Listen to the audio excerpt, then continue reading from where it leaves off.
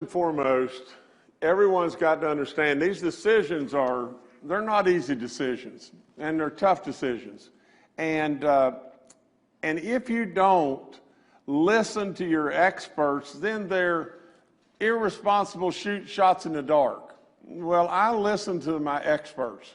I listen to the healthcare people. I listen to our superintendent of schools. I listen to the education community.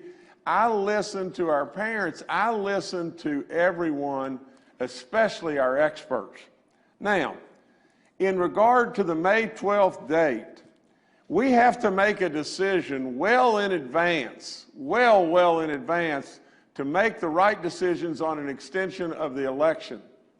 What if things, in staying consistent with President Trump and staying consistent with 42 other states that have not issued a closure of schools until the end of the year, what if President Trump, if we decided we weren't going to stay consistent with what President Trump is offering, saying we're going to have basically a stay-at-home situation until the end of April?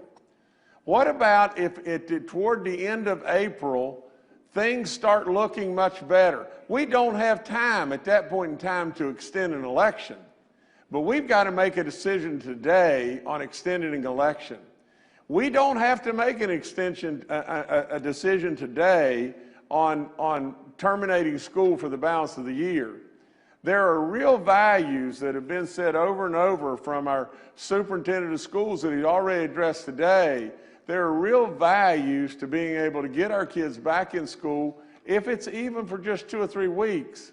And absolutely, all the stuff, the good stuff that we have going on every day, the feeding of our kids and everything from learning in lots of ways, today we do not have to make that decision today, but I will absolutely assure you that our superintendent of schools, our attorney general, all of those that are in our medical community are being consulted constantly, and your governor will no way whatsoever send our kids back into a situation that's not totally safe and not totally sound.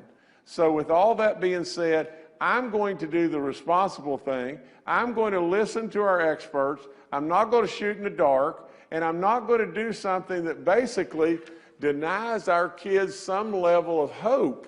I mean, our kids are sitting at home right now, very hopeful that they're going to be able to go back to school, and I'm not ready to throw the towel in as of yet.